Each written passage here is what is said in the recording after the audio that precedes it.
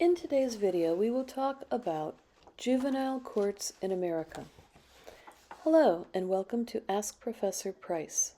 I have been a lawyer for more than 35 years and a full-time professor for more than 10 years.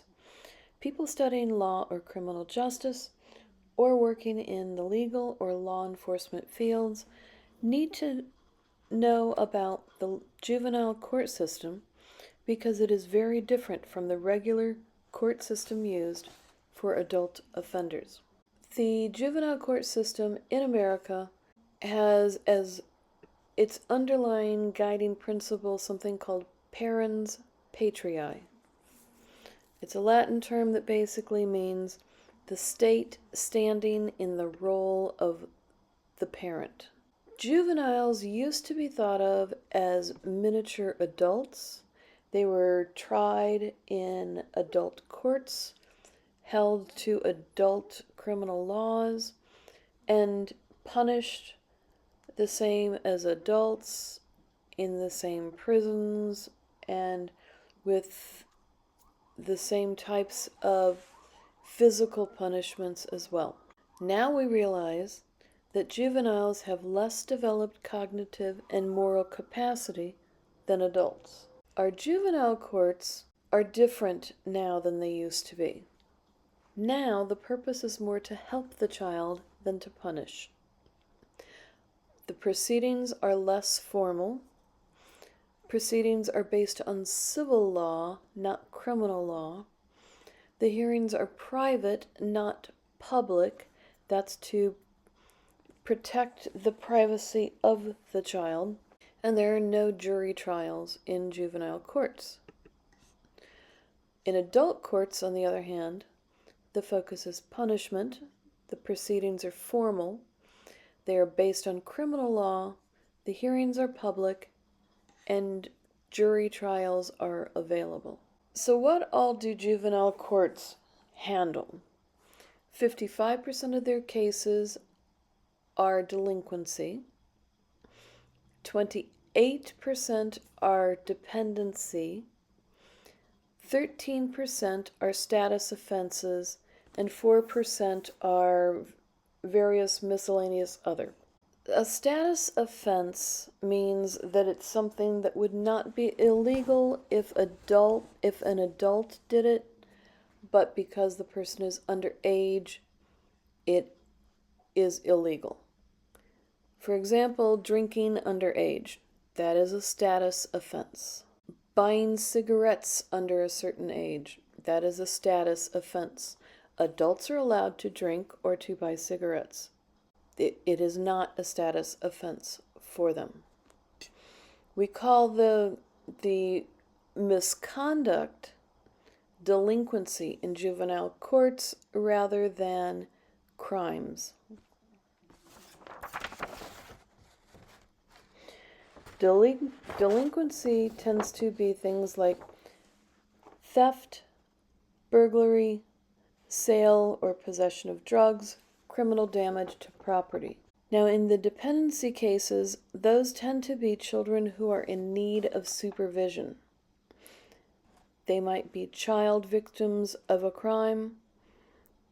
They might be the victim of neglect. They might be battered, abandoned, have not received education, or they might be lacking medical care.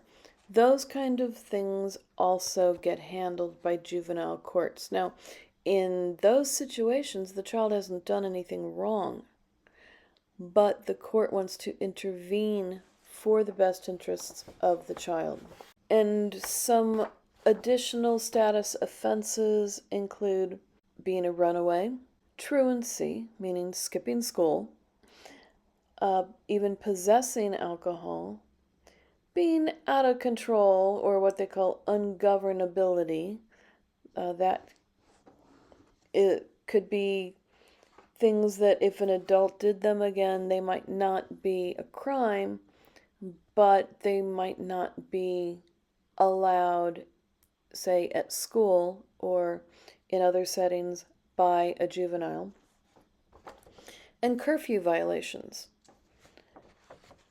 It can be a status offense for a child to be out on the streets in public during certain hours when it would not be a violation of any type for an adult to do that. So as you see, the youth who commit serious crimes, status offenses, and deprived children are put in the same pot called the juvenile court system. Please hit subscribe and the thumbs up icon if you enjoy this video. Also, please feel free to share this video with people you think could benefit from the information. YouTube uses the number of subscribers, likes, and shares in its algorithm to determine which videos show up in search results. The higher these videos are in the results, the more people I can help. Thank you. One issue that comes up frequently in the juvenile court system is what are the age limits for original delinquency cases?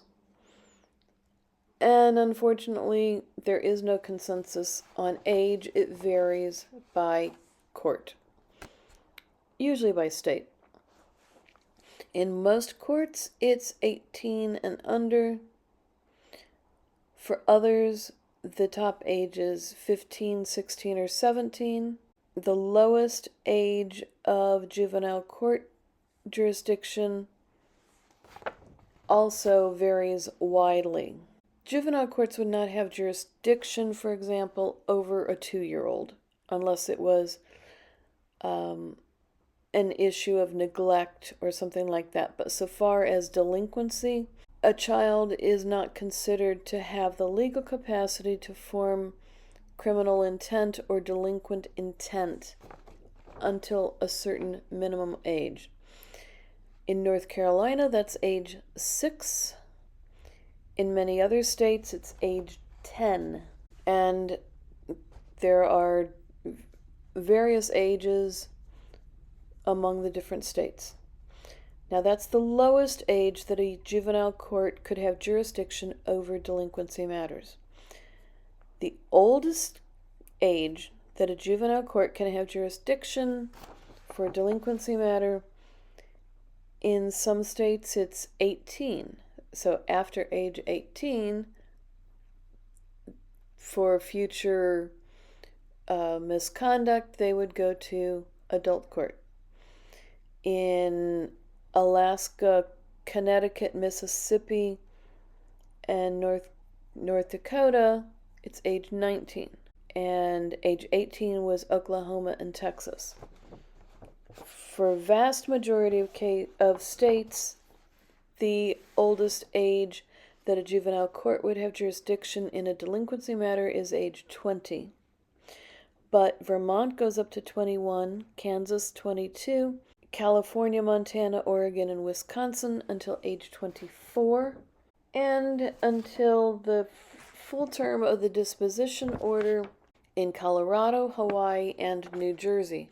What that means is that if they had an order in a delinquency matter before age 18, then that order would still be in effect for as long as the term of the order, and the juvenile court would retain jurisdiction over that matter until it was fulfilled and completed. You might hear in the news when there is, for example, a school shooting with a teenager, or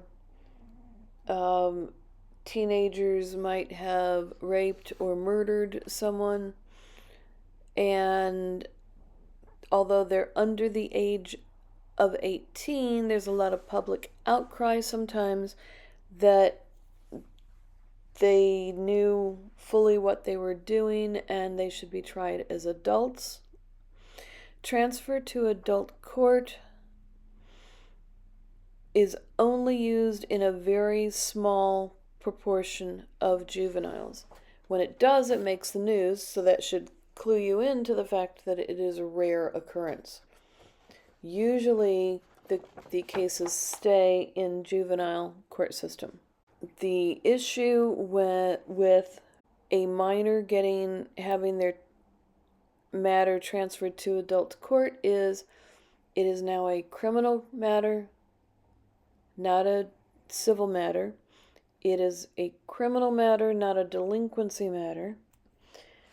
They will usually be held awaiting trial in adult jail with other inmates. And if they are sentenced, they would go to adult jail or prison with other adults. Please feel free to post in the comments your questions about criminal law or related topics that you would like to see covered in a future video. I cannot provide legal advice about specific cases or situations, but I can offer general information for educational purposes. Law students, paralegal students, criminal justice students, and pre-law students, as well as people working as paralegals or in the criminal justice field, are the main audience for these videos, but everyone is welcome to learn about criminal law and our legal system. Please remember to subscribe so you can get notifications when I post a new video.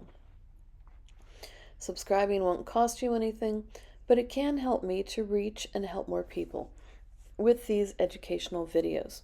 Thank you. If you liked this video, you might like the next video called Speedy Trials and Assembly Line Justice.